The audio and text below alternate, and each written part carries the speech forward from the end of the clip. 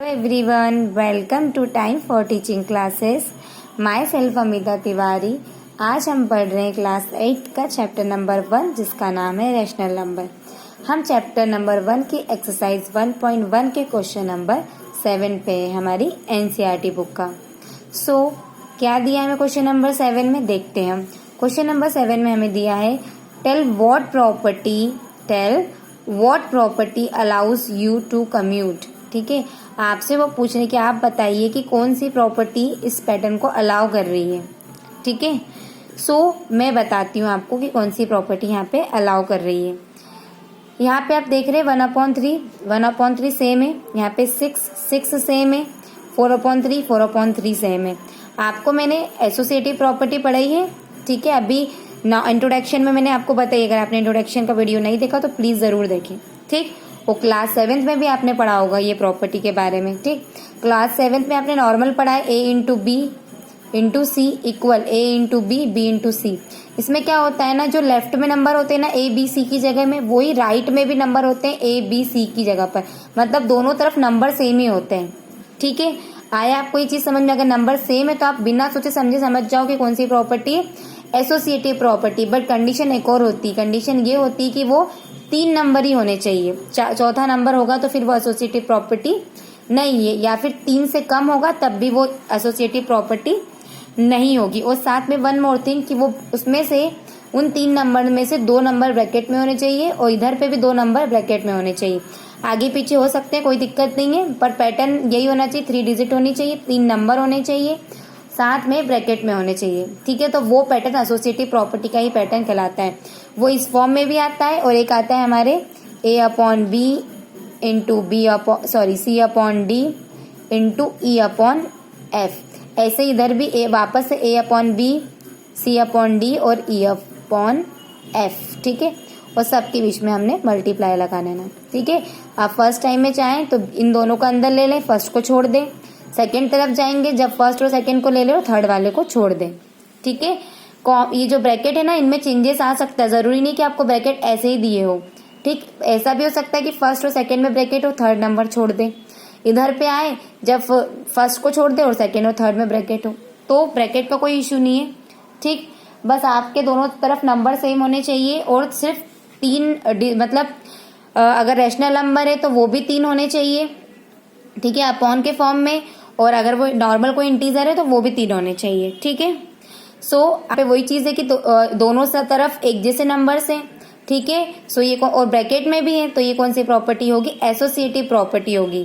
ठीक, since A into bracket में B into C bracket close equal bracket A into B bracket close into C show करता है associative property of multiplication. ये कौन सी property show कर रहा है? Associative property of multiplication.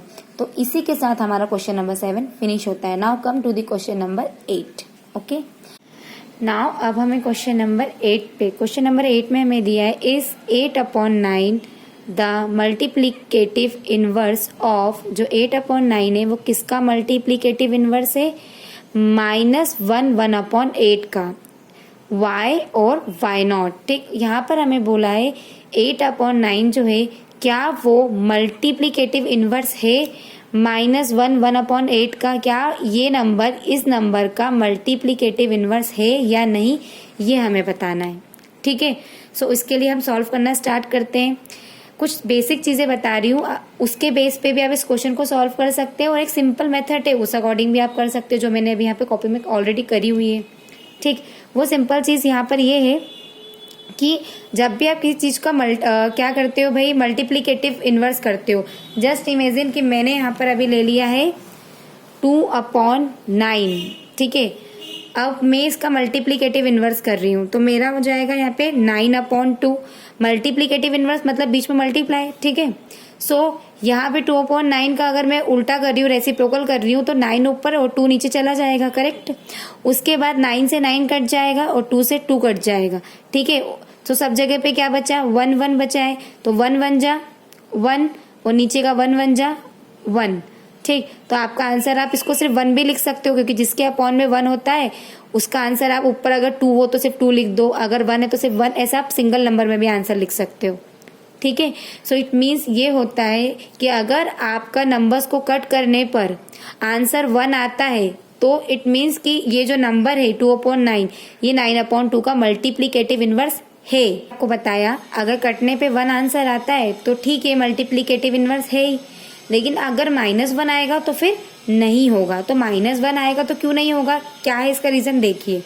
Just imagine, मैं भी आपका जो क्वेश्चन है वो एग्जांपल में ले लेती हूँ। आपको दिया है 8/9, उन्होंने पूछा है क्या 8/9 -1 1/8 का मल्टीप्लीकेटिव इनवर्स है क्या, ये पूछा है। तो इसके लिए सबसे पहले तो आप इसको नॉर्मल फॉर्म में लेके आओ। 8 1 जा 8, 8 में 1 प्लस करेंगे 9, तो 9 आ गया। नीचे डिनोमीटर क्या है 8, तो सेम रहेगा, साथ में क्या लगा है माइनस का साइन। ठीक, अब हम इसको कट करके देखते हैं। 8/9 मल्टीप्लाई 9/8 और यहाँ पे माइनस भी लगा लीजिए। 9 में से 9 कटा, 8 में से 8 कटा, नंबर तो ऑब्वियसली 100% कटेंगे, लेकिन आंसर देखिए क्या आएगा -1 आएगा, क्योंकि ऊपर यहाँ 1 1 बचा, नीचे भी 1 1। सो 1 1 जा 1 ही होता है वैसे तो, बट यहाँ माइनस भी है तो माइनस लगा लिया, और नीचे भी 1 1 जा 1, तो हम इसको सिर्फ क्या लिख सकते हैं -1 लिख सकते हैं ना।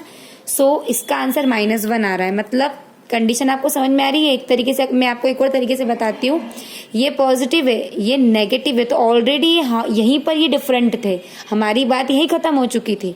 ठीक है, पर फिर भी मैंने आपको थोड़ा सा अकॉर्डिंग टू रूल बताया कि अगर आपका -1 आंसर आ रहा है ठीक उन नंबर्स को कट करने पर, तो समझ जाइए कि वो मल्टीप्लीकेटिव इनवर्स नहीं है। क्या 8/9 -9/8 का मल्टीप्लीकेटिव इनवर्स नहीं होगा। और अगर आपका आंसर 1 आ रहा है तो वो है। Is it clear to you. अब आपको क्वेश्चन नंबर 8 बहुत अच्छे से समझ में आ जाएगा। अब इसी प्रकार मैंने यहाँ पर भी देखिए ये मिक्स्ड फ्रैक्शन था, इसको नॉर्मल फॉर्म में लिया, जैसे मैंने अभी जस्ट आपको बताया। ये मतलब 8 में 1 का मल्टीप्लाई करा 8 में 1 प्लस किया 9 आ गया। ठीक है, और डिनोमीटर 8 का 8 ही रहेगा, और माइनस का साइन वैसा कि वैसा रहेगा। ठीक है, अब मैंने यहाँ पे लिखा है since multiplicative inverse, since multiplicative inverse भी लिख सकते हो, मल्टीप्लीकेटिव भी इनवर्स लिख सकते, दोनों लिख सकते हैं। ठीक है, ऑफ 8/9 इज 9/8। क्या होना चाहिए 8/9 का मल्टीकेटिव इनवर्स 9/8 होना चाहिए, बट हमारा क्या हो रहा है -9/8 हो रहा है। हमारा क्या हो रहा है -9/8 हो रहा है। इस वजह से मैंने आंसर में लिखा है 8/9 is not the multiplicative inverse of -1 1/8, -1 1/8। 9 आने की वजह से ये नंबर 8/9 इस नंबर का मल्टीप्लीकेटिव इनवर्स नहीं होगा। और आप चाहें तो जो प्रोसेस मैंने आपको अभी रफली बताई है अलग से, आप उस मेथड पे भी इस क्वेश्चन को कर सकते हैं। कैसे, पहले मिक्स्ड फ्रैक्शन को नॉर्मल फ्रैक्शन में ले आओ। ठीक है, उसके बाद ये वाला नंबर पहले लिख लो, जैसे यहाँ पे 8/9 है ना, और फिर ये वाला नंबर लिख लो, उनको काट लो, आपका आंसर क्या आ जाएगा -1। -1 आने के बाद आप यही वाला आंसर जो नीचे दिया ये लिख लीजिए, और ये वाली लाइन आपकी हट जाएगी। सिंपल। नाउ अब आप जाइए क्वेश्चन नंबर 9 पर। अब हम क्वेश्चन नंबर 9 पढ़ेंगे। ठीक है, क्वेश्चन नंबर 9 में हमें दिया है 0.3। क्या दिया है 0.3 the multiplicative inverse of 3 1/3 y और y0। ठीक है, सेम क्वेश्चन है, डिजिट चेंज है। ठीक है, यहाँ बोला है क्या 0.3 3 1/3 का मल्टीप्लीकेटिव इनवर्स है क्या। ठीक है, ये 3 है। ओके, इसे 9 ना समझे आप, ये क्या लिखा हुआ है 3। ठीक, उन्होंने पूछा है क्या 0.3 3 1/3 का मल्टीप्लीकेटिव इनवर्स है। सो उसको करने के लिए सबसे पहले तो हमने जैसे ऊपर किया था, मैं फिर से नहीं बता रही हूँ आपको वो 1 और -1 वाली प्रोसेस। ठीक है, मैं इसको यही वाले पैटर्न में सॉल्व कर रही हूँ, तो मैं आपको वैसे बता देती हूँ। ठीक है, सो हम सबसे पहले इसे सॉल्व करेंगे। 3 3 जा 9 होता है, 9 में ऊपर वाले 1 को प्लस करेंगे 10 हो जाएगा। नीचे इन दोनों नंबर का क्या करेंगे मल्टीप्लाई, और जो आंसर मल्टीप्लाई करके आएगा उसका फिर 1 में क्या कर देंगे प्लस। सो हमारा आ जाएगा यहाँ आ जाएगा हमारा 10/3, क्योंकि जो डिनोमिनेटर में नंबर है वो वैसा की वैसा ही रहता है नीचे वाला, बस जो भी आंसर आएगा वो हम ऊपर लिख देंगे। 3 3 जा 9, 9 + 1 10, आंसर विल बी 10/3। सो अभी तो ये सिर्फ मिक्स्ड फ्रैक्शन सॉल्व हुआ है। अब हम इससे 10/3 से 0.3 को कैसे कंपेयर करें, इट्स डिफिकल्ट टू हमारे करने के लिए। ठीक, सो मैंने यहाँ पर 0.3 को भी सॉल्व करा है। देखो कॉमा लगा कि ये अलग पार्ट है और ये अलग पार्ट है। इसको भी मैंने नॉर्मल ऐसे रेशनल नंबर के फॉर्म में लेकर आ गई हूँ, है ना, अपॉन के फॉर्म में मतलब। सो 0.3 का मैंने क्या किया, देखिए मैंने सबसे पहले 0.3 लिखा। आप सोचिए, अभी आप इमेजिन करिए कि यहाँ पे 10 नहीं है, ठीक है, यहाँ पे 10 नहीं है, आप ऐसा इमेजिन कर लीजिए। सो मैंने यहाँ पर इस पॉइंट को हटाया। अगर मैं पॉइंट को हटाना चाहती हूँ तो मैं ये देखूंगी कि पॉइंट के बाद कितने नंबर है। यहाँ पे सिर्फ एक नंबर है, सिर्फ एक ही डिजिट है, वो 3 है। सो हम नीचे अपॉन में अपॉन करके नीचे 1 के साथ क्या लगा देंगे, 0 लगा देंगे। आया आपको समझ में? आप सबसे पहले क्या करेंगे, अगर आपको पॉइंट हटाना है तो आप ये देखते हैं कि पॉइंट के बाद कितने नंबर है। अगर 2 नंबर है तो नीचे 2 0 लगेंगे 1 के साथ, 3 नंबर होते तो 3 0 लगते 1 के साथ, लेकिन सिर्फ एक नंबर है तो सिर्फ 1 के साथ एक ही 0 लगेगा। ठीक, अब किसी भी नंबर के पहले वाले 0 की कोई वैल्यू नहीं होती तो हम इसको सिर्फ 3 लिख सकते हैं। ठीक, और अपॉन में 10 का 10। ठीक, अब आप चाहे तो इसको रफली मैं आपको सॉल्व करके बता सकती हूँ। आपका एक आया है क्या, 10/3, और एक आया है आपका क्या, 3/10। ठीक, अब आप इसको कट कर दीजिए। ये कट किया 3 से 3, ये कट हुआ 10 से 10। आपका आंसर कितना आएगा, 1। ठीक है, कुछ भी कर लो, ऊपर भी 1 नीचे भी 1, 1/1 आएगा तो उसको आप 1 भी लिख सकते हो, है ना। सो इट मीन्स क्या हुआ, मैंने आपको बताया था ना, अगर आपका आंसर 1 आ रहा है तो इट मीन्स ये जो 0.3 है ये 3 1/3 का मल्टीप्लीकेटिव इनवर्स है। Is it clear to you? Since number multiplicative inverse of 3/8 is 10/3। ठीक है, ये हमने भाई लिखा हुआ है यहाँ पे क्या, 3/10 जो हमारा नंबर है ये, और ये 10/3। इसको जस्ट मैंने अभी सॉल्व करके बताया है कि ये दोनों आपस में जो दोनों नंबर है ये मल्टीप्लीकेटिव इनवर्स है। ठीक, सो आप आंसर में जैसे आपने यहाँ पर लिखा है ऐसा हम इसके लिए भी आंसर लिखेंगे। तो देखिए मैं आपको इसका एक बार आंसर रीड करके बता देती हूँ। आंसर है 0.3 is the multiplicative inverse of 3 1/3। 0.3 है जो कि मल्टीप्लीकेटिव इनवर्स है किसका, 3 1/3 का। सो क्वेश्चन नंबर 9 हमारा कंप्लीट हो गया है। अब हम पढ़ेंगे क्वेश्चन नंबर 10। क्वेश्चन नंबर 10 में देखते हैं हमें क्या दिया हुआ है। हमें राइट करना है। क्या राइट करना है, देखिए हमें सबसे फर्स्ट में दिया है the rational number that does not have a reciprocal. ऐसा कौन सा रैशनल नंबर है that does not have a reciprocal, जिसका खुद का कोई रेसिप्रोकल नहीं होता है। ऐसा कौन सा रैशनल नंबर है जिसका खुद का कोई रेसिप्रोकल नहीं होता। तो सबसे पहले रैशनल नंबर क्या, ये मैंने आपको इंट्रोडक्शन में बताया है। अगर आपने नहीं देखा है तो प्लीज देखिए। ठीक, एक बार मैं रिवाइज करा देती हूँ। जो नंबर अपॉन के फॉर्म में होते हैं उन्हें हम रैशनल नंबर कहते हैं। अपॉन बोले तो इसमें ऊपर नीचे दोनों में नंबर होते हैं, जो ये इस फॉर्म में, ये अपॉन का फॉर्म होता है। ठीक है, and one more thing, upon में रैशनल नंबर में नेगेटिव नंबर भी होते हैं और पॉजिटिव नंबर भी होते हैं। ठीक, और हमें कोई ऐसा रैशनल नंबर बताना है जिसका रेसिप्रोकल नहीं होता है। मतलब अपॉन वाले नंबर का या वैसे भी रेसिप्रोकल कर पाते जो ऊपर नीचे जिसमें नंबर्स होते हैं। सो ऐसा नंबर बताइए जिसका रेसिप्रोकल होता ही ना हो। ठीक है, तो वो नंबर हमारा 0 होता है। 0 is the rational number which does not have it's reciprocal. अगर हम एग्जाम्पल ले तो कैसे 0 ऐसा नहीं होता है कि रैशनल नंबर में अगर आप उसका रेसिप्रोकल करो, वैसे 0 एक रैशनल नंबर है, अगर आप उसका रेसिप्रोकल करो तो क्यों नहीं होता है। देखिए अगर आप 1/0 लोगे, ठीक, तो मैंने आपको रैशनल नंबर की डेफिनेशन पढ़ाई है, आपने देखा होगा, मैंने उस डेफिनेशन में बताया है q is not equal 0। q की प्लेस पर 0 नहीं हो सकता है, क्योंकि मैंने आपको डेफिनेशन में p/q बोला है। ठीक है, कि p/q it means rational number. जो p/q के फॉर्म में होता है उन्हें हम रैशनल नंबर कहते हैं, और p और q की जगह पर इंटीजर्स हो सकते हैं, और q की प्लेस पे 0 नहीं हो सकता है। q इज नॉट इक्वल 0, क्योंकि q 0 के बराबर नहीं माना जाएगा। ठीक है, आया आपको समझ में? मतलब डिनोमिनेटर की प्लेस पर 0 नहीं होना चाहिए, न्यूमरेटर की प्लेस पे चलेगा पर नीचे नहीं होना चाहिए। अगर आपके पास इस कंडीशन में 1/0 आ गया तो जब यहाँ पर ये हो जाएगा नॉट डिफाइन, मतलब ये आगे डिफाइन ही नहीं होगा, और डिफाइन नहीं होगा तो पहली बात तो ये रैशनल नंबर ही नहीं होगा, तो यही बात खत्म हो जाती है। और उसके बाद सेकंड बात ये भी आती है ना कि अगर कोई चीज डिफाइन नहीं हो रही, सॉल्व ही नहीं हो रही है, तो आप उसका रेसिप्रोकल कैसे करोगे? आप कैसे उसको 0/1 लिख सकते हो? नहीं लिख सकते हो। तो इसलिए 0 एक ऐसा नंबर है जिसका आप रेसिप्रोकल नहीं कर सकते हो। ठीक है, और वैसे भी 0 का कोई टेबल होता है जो आप 0 को किसी से डिवाइड ही कर दोगे। 1 से क्या 0 को डिवाइड कर पाओगे क्या? नहीं।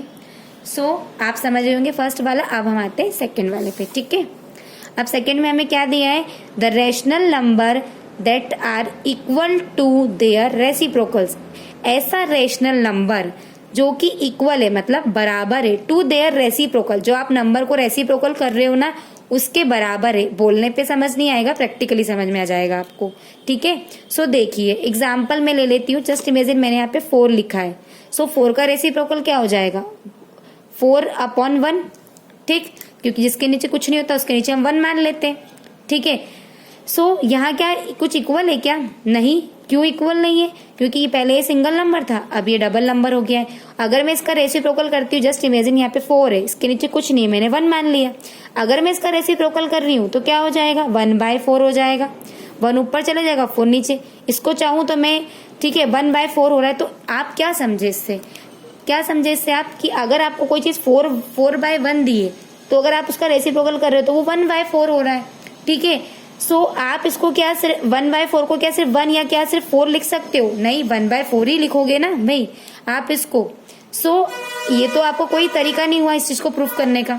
सो इसको कैसे प्रूफ किया जाए? देखिए, अगर आप ऐसा कौन सा नंबर है, ऐसा कौन सा रैशनल नंबर है, ठीक है, only not number, rational number जो कि इक्वल है टू देयर रेसिप्रोकल। अगर आप रेसिप्रोकल करते हो तब भी वो इक्वल ही रहते, बराबर ही रहते। 1 हमारा एक ऐसा ही नंबर है, ठीक है, ये 1 है, ठीक है।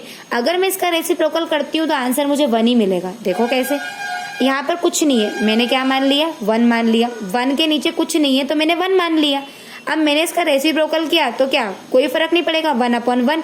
मान लीजिए, इमेजिन कर लीजिए कि ये वाला 1 ऊपर और ये वाला 1 नीचे आ गया, तब भी आप इसको 1 लिख सकते हो, क्योंकि जिसके भी अपॉन में 1 होता है, ठीक है, उस नंबर को आप सिर्फ 4 भी लिख सकते हो, ठीक है। जस्ट इमेजिन अगर आपको यहाँ पे दिया होता 4/1 तो आप उसको सिर्फ 4 भी लिख सकते हो, ठीक है, पर तब भी ये बराबर तो नहीं होते ना, ठीक, क्योंकि सिचुएशन ऐसी कभी आती ही नहीं है, ठीक है। ऐसी सिचुएशन बहुत अलग तरीके से आती है। अगर आपको ऐसा कोई नंबर दिया होता है सिंगल, तो आप उसके नीचे पहले 1 लगा लेते हो, फिर आप उसका रेसिप्रोकल कर लेते हो, तो फिर उसको आप 4 कैसे लिख सकते हो? लिख ही नहीं सकते हो 4 आप उसको। ऐसे यहाँ पर मैं समझाना चाहती हूँ, पर 1 एक ऐसा नंबर है जिसके अपॉन में कुछ नहीं है तो 1 ही मान लोगे, कुछ नहीं तो 1 ही मानोगे ना। फिर 1 को आप ऊपर कर दोगे, ये वाले 1 को नीचे कर दोगे, आप इसको सिर्फ 1 भी लिख सकते हो। क्यों? जिसके अपॉन में 1 होता है उसमें हम ऊपर वाला नंबर अकेला भी लिख सकते हैं, ठीक है। सो एक तो 1 हो गया ऐसा नंबर पॉजिटिव में। अब नेगेटिव में भी होगा, देखो कैसे। यहाँ पे -1 है, -1 के अपॉन में कुछ नहीं है तो मैंने 1 मान लिया, ठीक है। अब ये वाला 1 रेसिप्रोकल किया तो ऊपर चला गया, -1 नीचे आ गया। तो ऐसा 1 आ रहा है तो मैं इसको, भाई साइन को तो मैं इग्नोर कर ही नहीं सकती हूँ, ठीक है। इन दोनों का मुझे कॉमन 1 तो लिखना पड़ेगा, क्योंकि 1 तो है मेरा आंसर, ठीक है। साथ में मुझे माइनस का साइन भी लगाना होगा, ठीक है। आपको मेरी बात समझ में आई ना? यहाँ पर ये जो 1 है ना, ये सेंटर में है, जो आपको शायद मेरा बहुत नंबर पे दिख रहा होगा, उसके लिए सॉरी, ठीक है। यहाँ पर ये देखिए माइनस, फिलहाल क्योंकि वो 1 के साथ ही लगेगा ना, कि बिकॉज 1 जो एक अकेला नंबर है, लेकिन वो 1 नहीं, जब आप अपॉन में 1 ले लोगे ना तो वो दोनों के लिए माइनस हो गया, और जब वो दोनों के लिए हो गया तो वो सेंटर को बिलोंग करता है, ठीक है, बीच को बिलोंग करता है। वो मेरा नीचे लग गया था। सो आप इसके नीचे 1 मान लेंगे, रेसिप्रोकल करेंगे तो 1 ऊपर और एक 1 नीचे और माइनस बीच में, तो फिर इसको आप -1 भी लिख सकते हो। तो आप क्या समझे, 1 और -1 एक ऐसा नंबर है, ठीक है, जिसको अगर आप किसी रैशनल नंबर को अगर आप रेसिप्रोकल भी करते हो तब भी वो इक्वल आएगा। मतलब 1/1 हुआ तो रैशनल नंबर ही है। अगर आप कोई नंबर अपॉन में ले रहे हो तो होगा तो मतलब क्या होगा, वो रैशनल नंबर ही। जब आप उसका रेसिप्रोकल कर रहे हो, ठीक है, मतलब उसको उल्टा सीधा कर रहे हो, तब भी आपको वही का वही आंसर मिल रहा है जिसकी शुरुआत आपने की थी। पहले आपके पास सिर्फ 1 था, आंसर भी 1 आया। पहले सिर्फ आपके पास -1 था, फिर आपके पास -1 ही आया समझ में? तो ये आपका सेकंड वाला खत्म हो गया है। अब हम आते हैं थर्ड वाले पे, ठीक है। The rational number that is equal to its negative. ऐसा कौन सा नंबर, रैशनल नंबर है जो कि इक्वल है, सेम थोड़ा थोड़ा है, बस यहाँ पे रेसिप्रोकल था, यहाँ पे नेगेटिव है, ठीक है, जो कि इक्वल है टू इट्स नेगेटिव, जो कि नेगेटिव के इक्वल है। ऐसा कौन सा रैशनल नंबर है जो नेगेटिव के इक्वल है? आई जस्ट इमेजिन कि अगर मैं 0 - 4 करती हूँ तो मैं क्या लिखती हूँ, -4। 0 - 2 लिखती हूँ तो -2। सो ऐसा क्या नंबर होगा जिसमें मैं अगर फाइंड आउट करो किसी आंसर को, जैसे कोई रैशनल नंबर को जो कि इक्वल हो उसके नेगेटिव के इक्वल हो, ठीक है। जस्ट इमेजिन आपको दिया हो 2 - 0, तो आप उसको 2 ही लिखोगे, ठीक। लेकिन सिचुएशन कभी कभी ये भी हो जाती है ना, 0 - 0 तो क्या होता है 0। तो क्या आप इस 0 के साथ माइनस लगाते हो क्या? नहीं लगाते हो। लेकिन अगर यही 0 - 2 होता तो आप क्या करते, -2 लिख देते, क्योंकि ये एक नंबर है, 0 नहीं है। तो आप इस 2, 3 इनके साथ क्या करते, माइनस का साइन लगाते। पर 0 भी अपने आप में एक नंबर है, लेकिन उसके साथ नेगेटिव का साइन नहीं लगता है, ठीक है, क्योंकि 0 के अपने आप में कोई वैल्यू नहीं मानी जाती है। इसलिए 0 के साथ अगर यहाँ माइनस है तो वो आंसर में नहीं लगता है। इसलिए 0 एक ऐसा नंबर है जिसके साथ नेगेटिव साइन नहीं होता है, मतलब जो कि नेगेटिव साइन को नहीं बिलोंग करता है। थर्ड वाले में हमें दिया है the rational number that is equal to its negative. ऐसा कोई रैशनल नंबर है क्या जो कि इक्वल होता है नेगेटिव के, ठीक है। ऐसा कोई रैशनल नंबर है क्या जो कि नेगेटिव के इक्वल होता है। जैसे कि अभी हमने ऊपर पढ़ा, अगर हम 1 और -1 को देखें तो क्या ये इक्वल होंगे? नहीं, क्योंकि एक पॉजिटिव है एक नेगेटिव है, तो ये इक्वल नहीं होंगे। बट ऐसा कोई रैशनल नंबर है जो कि 2 is equal to its negative, जो नेगेटिव के इक्वल है, तो है ऐसा नंबर। अगर आप देखिए जेन्युइनली 0 के साथ प्लस हो या 0 के साथ माइनस हो, वो होगा क्या? 0 ही, क्योंकि 0 के साथ ना माइनस लगता है ना प्लस लगता है, ठीक है। 0 0 अपने आप में एक 0 है, एक अलग सेपरेट, ना नेगेटिव के लिए ना पॉजिटिव के लिए, ठीक है। सो 0 एक ऐसा नंबर है जो is equal to its negative, जो अपने इक्वल नेगेटिव के इक्वल है।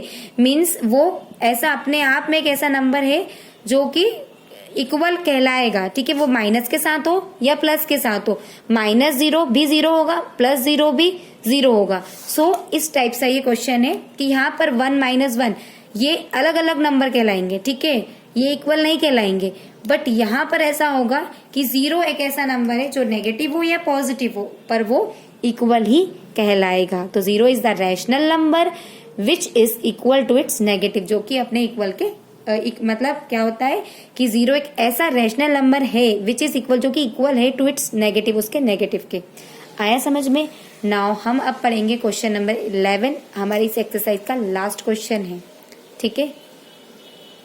नाउ क्वेश्चन नंबर 11 में हमें दिया है फिल इन द ब्लैंक्स। यहाँ पे हमें कुछ ब्लैंक्स दिए हुए हैं, इन्हें हमें फिल करने थे, जो मैंने ऑलरेडी करके रखे। अब मैं आपको एक्सप्लेन करती हूँ एक एक करके। यहाँ पूछा है आपसे सबसे पहले 0 हैज ब्लैंक। अभी मान लीजिए यहाँ पे आपके पास आंसर नहीं फिल है। 0 हैज ब्लैंक रेसिप्रोकल। क्या 0 का कोई रेसिप्रोकल हो सकता है? ठीक है, तो नहीं हो सकता है। जस्ट अभी मैंने क्वेश्चन नंबर 10 में फर्स्ट वाले में ही आपको समझाया है कि अगर आपके पास कोई नंबर 1/0 के फॉर्म में है तो आप उसको कैसे रेसिप्रोकल करोगे। अगर आपके पास 0 है तो 0 रेसिप्रोकल नहीं होता है, 0 का कोई रेसिप्रोकल नहीं होगा, वो 0/1 नहीं होगा। ठीक है, तो हमारा आंसर यहाँ पे नो आ जाएगा। ठीक, उसके बाद सेकेंड वाला जो पढ़ा रही है वो भी आप पढ़ चुके हैं। The number blank and blank are their on reciprocal. ऐसे कौन से नंबर होते हैं जो खुद ही के मतलब वो खुद नंबर अपने आप में खुद के ही रेसिप्रोकल हो जाते हैं।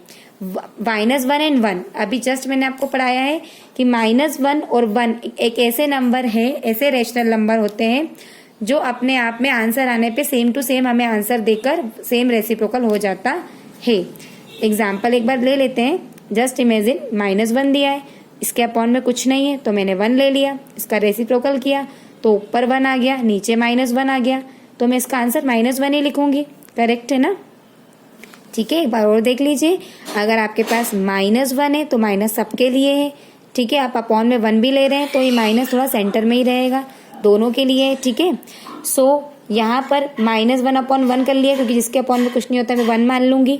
ठीक, इसका रेसिप्रोकल करूंगी, 1 ऊपर और एक 1 नीचे। ठीक है, ये वाला 1 ऊपर और ये वाला 1 नीचे और माइनस बीच में। ठीक है, जिसके अपॉन में 1 होता है कोई फर्क नहीं पड़ता, उस आंसर में हम सिर्फ ऊपर वाला नंबर भी लिख सकते हैं। अगर 4 हो तो 4 लिख देंगे, 3 हो तो 3 लिख देंगे।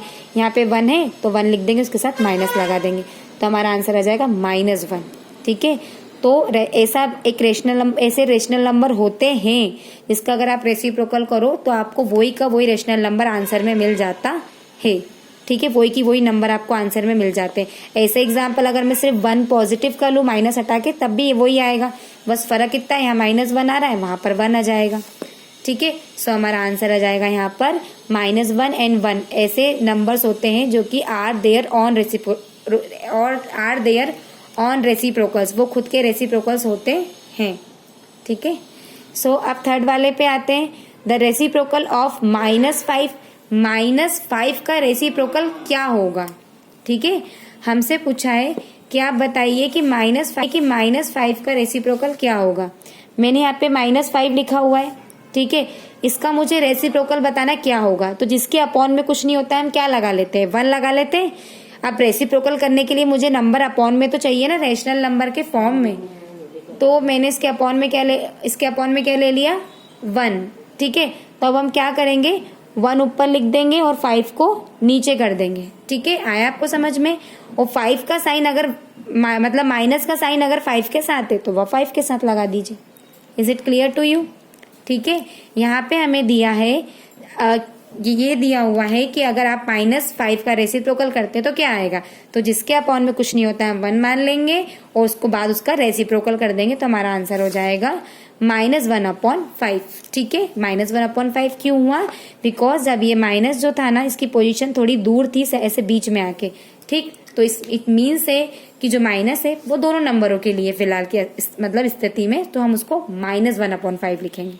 Is it clear to you. अब आप आगे देखिए, अब हमें आगे दिया है रेसिप्रोकल ऑफ 1/x। 1/x का रेसिप्रोकल क्या होगा। ठीक है, लेकिन उन्होंने एक चीज और कही है कि x को आप 0 ना माने। ठीक है, आप x को 0 ना माने, x इज नॉट इक्वल 0। उन्होंने बोला है रेसिप्रोकल बताना है आपको 1/x का। ठीक है, और where x is not equal 0 is. ठीक, सो 1/ अगर हम x का रेसिप्रोकल निकाल रहे हैं, ठीक है, 1/x का रेसिप्रोकल क्या होगा, x ऊपर चला जाएगा 1 नीचे आ जाएगा, है ना, x ऊपर चला जाएगा 1 नीचे आएगा। अगर आप इसका रेसिप्रोकल कर रहे हैं तो जिसके अपॉन में 1 होता है उसकी इतनी वैल्यू नहीं होती, हम उसको सिर्फ x लिख देते हैं, है ना। अगर इस जगह कोई नंबर होता तो मैं 4 होता तो मैं 4 लिख देती, 5 होता तो 5 लिख देती, सिर्फ एक डिजिट में आंसर लिखती मैं। ठीक है, क्योंकि अपॉन में 1 है, 1 की इतनी वैल्यू नहीं होती, इसलिए मैंने यहाँ पे सिर्फ x लिखा है। ठीक, अब हमें दिया है the product of 2 rational number is always a blank. यहाँ उन्होंने बोला है कि अगर आप 2 रैशनल नंबर का मल्टीप्लाई कर रहे हो, प्रोडक्ट करना मतलब मल्टीप्लाई, प्रोडक्ट का मतलब क्या होता है, मल्टीप्लाई करना। अगर आप 2 रैशनल नंबर का मल्टीप्लाई कर रहे हो तो क्या आपको आंसर किस में मिलेगा, रैशनल नंबर में ही हमको आंसर मिलेगा। कैसे, देखिए मैंने आपको पढ़ाया भी है क्लोजर प्रॉपर्टी में, अगर आपने इंट्रोडक्शन देखा है तो 2/3 का मल्टीप्लाई कर रही हूँ मैं अगर 2/4 में। ठीक, ये भी रैशनल नंबर है, अपॉन में ये भी रैशनल है, अपॉन में तो 2 2 जा 4 और 3 4 जा 12। ठीक, तो आपको आंसर भी अपॉन में मिला, अपॉन में मैंने मल्टीरेशनल नंबर में ही मिलेगा, तो आंसर यहाँ पे रैशनल नंबर ही आ जाएगा। ठीक है, लास्ट वाला देखिए, the reciprocal of a positive rational number is positive. यहाँ मैंने आंसर पॉजिटिव लिखा है। वो ये पूछ रहे हैं कि अगर आप किसी भी पॉजिटिव रैशनल नंबर का रेसिप्रोकल करते हैं, अगर आप किसी पॉजिटिव नंबर का आप किसी पॉजिटिव रैशनल नंबर का रेसिप्रोकल करते हैं तो क्या आंसर आएगा आपका, तो पॉजिटिव आंसर आएगा, है ना, पॉजिटिव ही आएगा। अगर जस्ट इमेजिन मैंने यहाँ पर ले लिया कि अगर मैं 2/5 का रेसिप्रोकल कर रही हूँ, क्योंकि मैंने इसके साथ कोई साइन नहीं लगाया, इसका मतलब ये पॉजिटिव नंबर है, ये भी प्लस का है, ये भी प्लस का है। ठीक है, अगर मैं 2/5 ये दोनों नंबर पॉजिटिव है और रैशनल नंबर भी है, रैशनल नंबर मतलब अपॉन में भी है, पॉजिटिव भी है, अगर मैं इसका रेसिप्रोकल करती हूँ तो बहुत से बहुत क्या होगा, 5 ऊपर चला जाएगा, 2 नीचे आ जाएगा, 5 ऊपर और 2 नीचे, लेकिन आंसर हमारा पॉजिटिव ही आएगा। इट मीन्स हमारे यहाँ पे आंसर क्या आएगा, पॉजिटिव। अगर आप किसी पॉजिटिव रैशनल नंबर का रेसिप्रोकल करते हो तो आपको आंसर पॉजिटिव ही मिलेगा। So question number 11 is also finish. अब हमारी आज एक्सरसाइज 1.1 कंप्लीट हो गई है। अब हम नेक्स्ट वीडियो में नेक्स्ट एक्सरसाइज पढ़ेंगे।